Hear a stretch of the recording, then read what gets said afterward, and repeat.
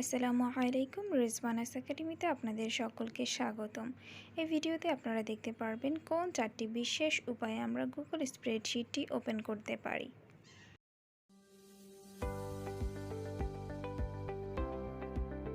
Google শিটটি open করার জন্য প্রথমেই আপনাকে যা করতে হবে, আপনার গুগল অ্যাকাউন্টটি লগ ইন করতে হবে।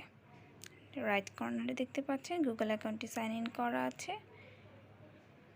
এখন আপনাকে মেনু থেকে গুগল শিট অপশনটি চুজ করতে হবে। স্ক্রল করে একটু নিচে নামলেই পেয়ে যাবেন শিটস। রাইট ক্লিক করবেন, আপনার স্প্রেডশিটটি ওপেন হয়ে যাবে। এখন আমরা দেখতে পাচ্ছি অনেকগুলো টেমপ্লেট গ্যালারি শো করছে। এখান থেকে আপনার প্রয়োজন অনুযায়ী এবং আপনার পছন্দ অনুযায়ী যে কোনো একটি টেমপ্লেট ইউজ করতে পারবেন। তবে আমি আজকে ব্ল্যাঙ্ক শিটটি ওপেন করে দেখাবো। ডাবল ক্লিক করলে স্প্রেডশিটটি ওপেন হবে। আমার স্প্রেডশিটটি ওপেন হয়ে গেছে।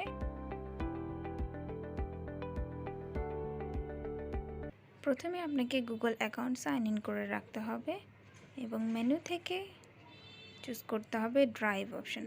ড্রাইভ অপশন চয়েস করার পর লেফট সাইডে নিউ অপশন আছে। নিউ অপশনে ক্লিক করার পর আপনি একটু নিচে গেলে গুগল শিটস অপশনটি পাবেন। প্রথমে আছে ব্ল্যাঙ্ক স্প্রেডশিট এবং ফ্রম আ টেমপ্লেট। আমি আজকে ব্ল্যাঙ্ক স্প্রেডশিটটি ওপেন করে দেখাবো। আমার স্প্রেডশিটটি ওপেন হয়ে গিয়েছে, এখন কাজের জন্য উপযোগী।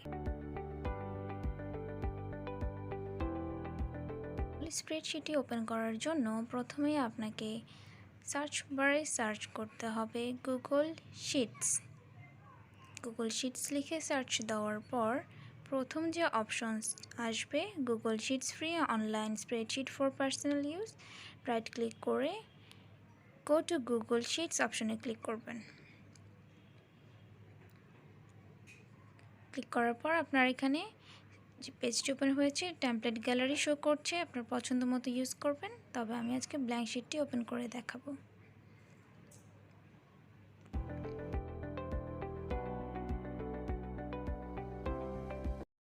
করার জন্য খুব দ্রুত একটি উপায় দেখিয়ে দিচ্ছি।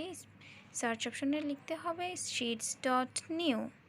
sheets.new লিখে সার্চ দিতে হবে এবং খুব দ্রুতই আপনি আপনার স্প্রেডশিটটি ওপেন করতে পারবেন। রাইট ক্লিক করবেন।